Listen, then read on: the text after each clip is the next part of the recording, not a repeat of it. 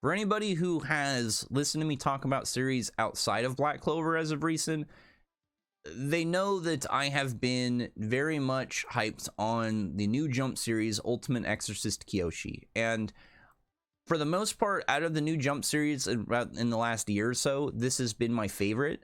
And we're at a point now where we really have a visual on a lot of the characters and style that we're going to be seeing. And the one at the moment that is sitting at contender for my favorite character, and we have a couple characters right now that really I would rate pretty well within the series. The main character, obviously, I really like Kiyoshi. Sakaki's really cool. Even some of the villains like Azudaroth, and we got a new guy, Mukorojima, looks really neat. The one, though, that I would definitely say out of everybody at the moment that sits as my favorite is definitely Tsurugi. Like, at least at the, 31 chapters in the series. It's not like we have everybody's backstories and we have every character written down. But at the moment, just having the early series feels, this dude to me has the overall coolest presence within the series. And I would love to hear what other people's, what characters other people really like. But at least for me, like I said, this guy has to be the coolest. For one, his general design is pretty sick. Like, he just, his general outfit, they all, it's a organization, so they have a uniform-esque. He's wearing this black suit. He doesn't have a tie, and I really like how his shirt is partially unbuttoned, where you see this cool, like, claymore tattoo that's on his chest. We still don't know too much about the chest throat tattoos. That's still something in the verse that has been shown, but has never been directly like stated on what it is. But so far we have seen everybody that's got it has two crest exorcism. It doesn't seem to be, for sure that they are different crests, but two different, or two in general. Maybe it's some form of stabilizer to be able to use two. But his is just, again, design wise, really cool in just this first bit. Like I said, the first one, he's got like this kind of sick ass claymore, and his two that we have seen, at least assuming these are just the two that he has, he's got double of Blade Runner. And let me pull up a picture of him for anybody who hasn't read the series. It's this guy in the front. He's got like, he's one of those dudes, he's like pale white. He's got like white hair, and he has this dead-eyed look all the time. And one of the things about that I think is really cool, I like when we got him early in the series, I really liked how when it comes to being on the job, he is very direct and serious. He's like, I don't care. I'm doing what I'm here to do. I don't, like, if people get in the way, they get in the way, and I'll deal with them. Like, beyond that, that is not my, like, I'm going to do my job. Like, that is him down to it. But as we saw later, once Nihon and Jack Joe went to go talk to him, we know that Tsurugi clearly took in what Sakaki said to him, and clearly wasn't just like the next time he saw him like, nothing's changed, I hate you because you are friends with a demon, and demons no matter what are awful, even if they do things that are nice and I'm proven wrong. He was like, he didn't say, oh, I'm wrong, you guys are blah blah, but he showed it with actions. When Nihon went to go and talk to him, it's very clear that Tsurugi gave him some form of training, because we know when he went to go talk to Sakaki said no, but Tsurugi was like, seemed to go with it and give him some training. And we don't know how he is entirely with his crew, but at least based off that, it's very clear that he does, like, he's not a one-dimensional, I'm the guy who holds the rank that's actually kind of evil and makes you question if we're the good guys or not. Because clearly at the end of the day, he is a good guy. If he just, he shows that he's just very ruthless at his job, but every single occurrence when it comes down to it, when they're not in some combat scenario, where even though he looks like he's going to try and, he'll cut your throat if you say something wrong, he clearly results in, yeah, I'll help you out. I will do the thing. And especially if if we get to it, once we see a little bit more of his character, if he shows that he felt a little guilty, or he felt bad that, he caused, he maybe didn't cause that scenario, but he really did escalate it and exacerbate it to where it became worse than it was.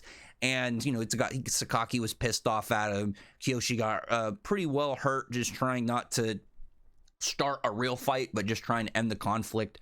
And stuff like that, where it's, again, you have the character without having to directly say it, but you see it through their actions, and it doesn't have to be some 10 arcs later we see all the pieces that explain that he really wasn't a bad guy. You can just see it directly, and it gives you an understanding of his character before you actually get into understanding his character from him, from when he gets into flashbacks and we see him and Sakaki when they were younger, what happened with their team, what happened, you know, was maybe when he was younger he had more of an optimistic look, because he could easily be one of those characters who he has this look on his face because he's seen so much shit and he's just seen so much death in his day. And I think that would make a lot of sense if, say, like, you had Sakaki leaving and it messed with the overall power dynamics of like what his squad and everyone had, because you'd be losing this really powerful guy, and maybe in since then he's like, oh well, I wasn't able to save as many people as I thought I could without you, and it was just, it showed me my true inability when I'm on my own, and it got him to this much more serious state. But at the end of the day, because a character like that is doing it because it's like, I have this look on my face because of the shit that I've seen, but because of the shit that I've seen, I work so hard and I try to do my job.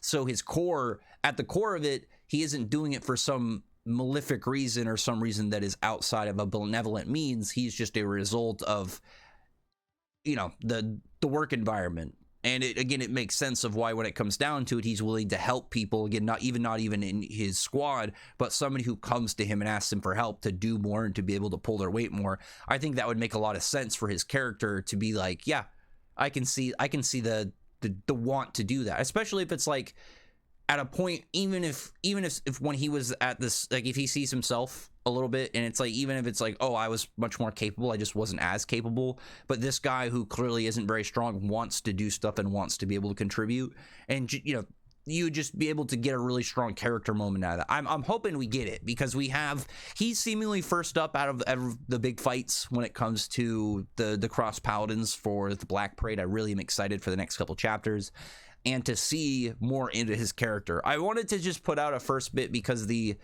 we're right about to where I would assume we're going to start getting more delving into characters outside of the direct main cast, because we've had Sakaki and Kiyoshi and whatnot. We've seen a little bit of him, of Hitsugi. We've seen stuff for like Tosaka and whatnot, but we haven't seen a lot of like the bigger people in terms of what it was like when they were younger together. We've seen you know, bits of younger Sakaki, but not, oh yeah, what exactly was it like when, you know, all these characters were all together at the same time, all in the organization, and they were probably at their strongest.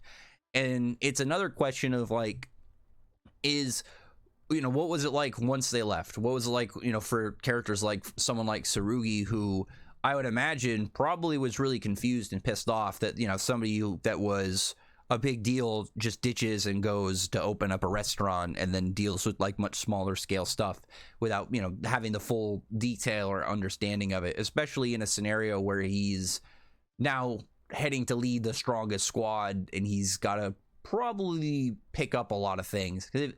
As a closing note, it's just like, again, this is just me talking about speculation for his character. I want to do more Kiyoshi videos, so it's like one of the ones I wanted to do first outside of chapter reviews was talk about a character, and the one I want to talk about first was Tsurugi, because he at the moment is probably my favorite, and there's still like still area to work with other characters, because we haven't gotten, you know, stuff like a lot of 1v1 fights, personal backstories, character moments that don't involve the main character having a main character moment. The series is still pretty young, so it makes sense. You know, you don't want to have a lot of parts with Kiyoshi, but we're at a spot now where I'd love to see, you know, it's like a Hitsugi fight with Kiyoshi not involved. Same thing with Tsurugi. I'd love to see Tsurugi get in a match and it not have Kiyoshi show up and take the fight, or Sakaki show up and join it. I want it to just be him, so we can see what he's like when he's not being influenced by other characters or having other characters around him to worry about, or to have potentially hold back his full capability,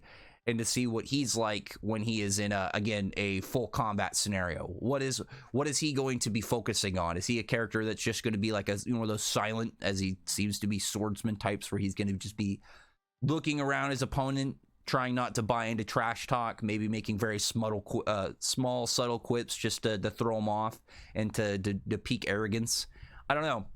As it were, I'm very much happy with the state of the series. We just literally, as before I started going through this video, we got another announcement that we're getting another color page, which is pretty sweet. all I think that Kiyoshi really needs to do in order to really finalize its spot, cement its spot, is Volume 2 needs to sell decently well. I imagine as long as it sells better than Volume 1, that's all it really requires, and especially with the fact that Hitsugi's on the cover, and literally everything I ever saw about early series Kiyoshi was that he was more popular than Kiyoshi, which makes a lot of sense. Usually that's what the rivals end up doing. So we'll see over the course of the next bits of the series, and as well, I plan on doing a follow-up. This is like Tsurugi beta video. Once we get some actual content for his backstory and I can see a couple new moves, maybe like he shows off one of his ultimate techniques. He's like, this is one of my 4 ults, and he does something like that where we can really get a full scope of them.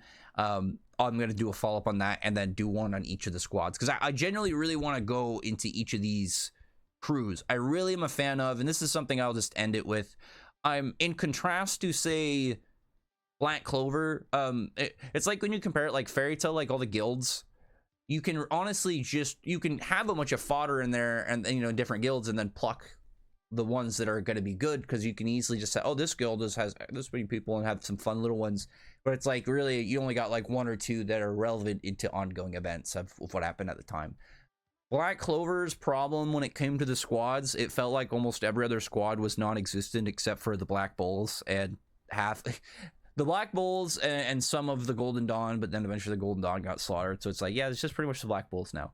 I'm happy that Ultimate Exorcist Kiyoshi is keeping the groups relatively small, because there's 3 of the major squads, and then there's the mini ones that aren't. They're kind of just their own individual, like a little trio, or probably like a couple people off to the side. But there's relatively 3 main ones, and we'll see if there's any others that get added along the way. So we'll see. There's a lot of characters that I really want to make some videos on when it comes to them, but it's just the verse is so new.